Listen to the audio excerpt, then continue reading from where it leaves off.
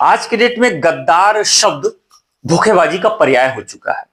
जो भी कोई धोखेबाज होता है, धोखा देता है, उसे गद्दार कह दिया जाता है।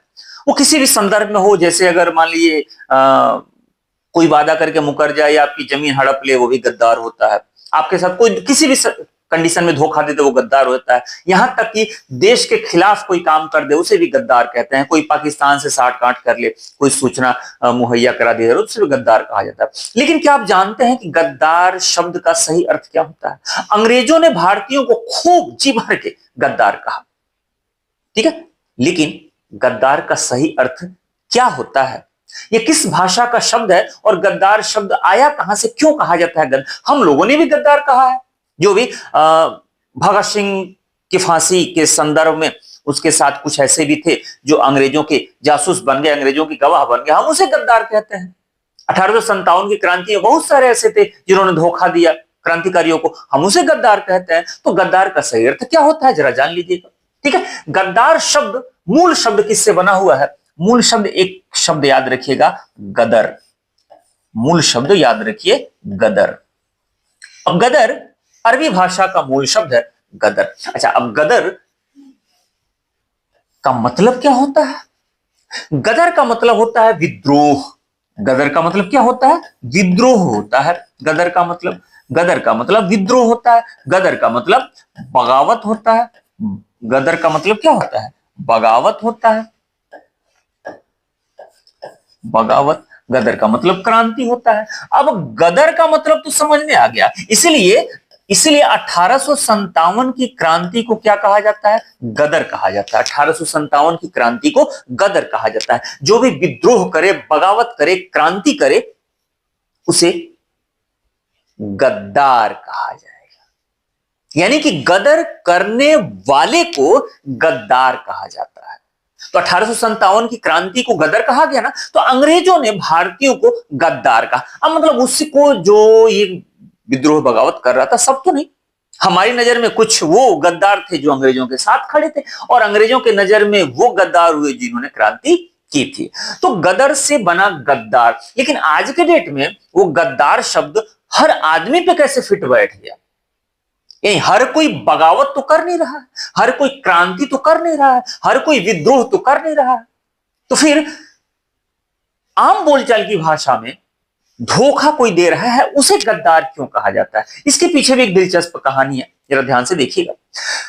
तो गद्दार समझ में आ गया, गद्दार गदर शब्द से बना हुआ है। जो भी गदर करे उसे हम लोग गद्दार कह देते हैं। अच्छा, गदर तो समझ में आ गया। सन्नी देओल की एक फिल्म आई थी, गदर एक प्रेम कथा। उसमें पाकिस्तान के खिलाफ विद्रोह करते हुए दिखाया गया, तो हो गया गदर।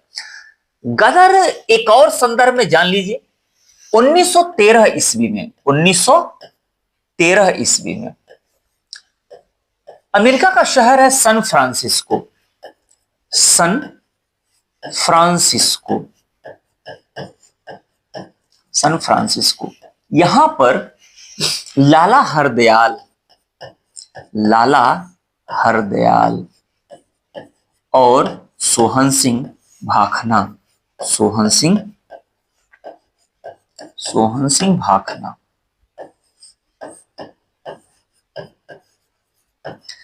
इन लोगों ने गदर नामक एक पार्टी ही बना ली थी।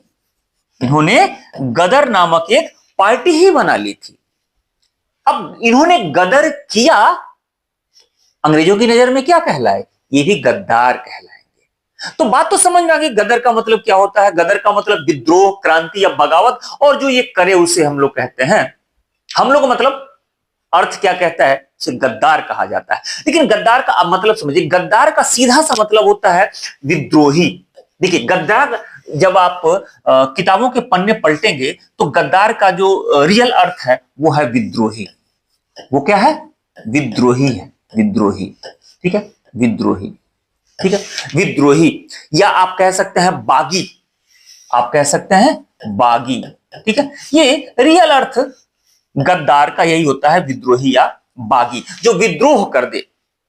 यानी कि 1857 की क्रांति के जो मूल में जाएंगे, मंगल पांडे ने जो किया तो अंग्रेजों ने कहा भी था। तो गद्दार का सीधा अर्थ होता है बगावत करने वाला या बागी। लेकिन उसके और अर्थ में जाइए, जो आज के डेट में गद्दार शब्द क्यों प्रचलित है, तो उसका एक अर्थ होता है बदअहद। उसका एक अर्थ होता है बदअहद। बदअहद। अब बदअहद का मतलब होता है अपने वादे से मुकर जाने वाला। बदअहद यानी कि दिए गए वचन से मुकर जाना भी क्या कहलाता है? बदअहद कहलाता है। और बदअहद गद्दार का एक अर्थ या एक पर्यायवाची दिया हुआ है। तो अब गद्दार का अर्थ यहां पर बदअहद भी है, और बदअहद आज के डेट में हर आम आदमी के साथ फिट बैठ जाता है।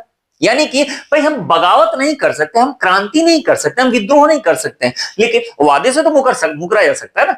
तो जो भी वादे से मुकर गया, अपने दिए गए वचन से, जुबान से अगर मुकर गया, तो गद्दार हो गया। तो इसीलिए अपने आम समाज में, बोलचाल की भाषा में भी एक दूसरे को कह दिया तो बहुत बड़ा, वो मेरे साथ गद्दारी किया है, वो मेरे साथ गद्दारी किया है। तो गद्दारी किया का मतलब क्या है? कि उसने जो वचन दिया होगा, जो वादा निभाया किया होगा, वादा किया, वो नहीं निभाया, अपने वादे से मुकर गया, तो फिर उसके संदर्भ में हम लोग कहते हैं गद्दार।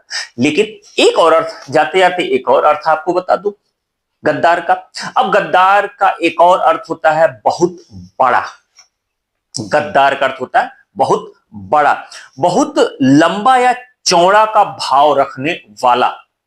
ठीक है, इसी से गदर शब्द से ही गद्दार और गद्दाफी बना हो। गद्दाफी का मतलब होता है बहुत बड़ा। तो इसका एक अर्थ बहुत बड़ा या महान या बहुत लंबा चौड़ा का भाव रखने वाला भी होता है।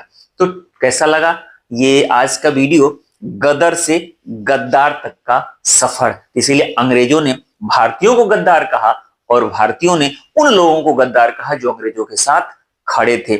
आज भी देश के साथ जो कोई भी वादा खिलाफी करता है, देश के साथ विद्रोह कर दे, देश के साथ बगावत कर दे, उसे गद्दार कहा जाता है।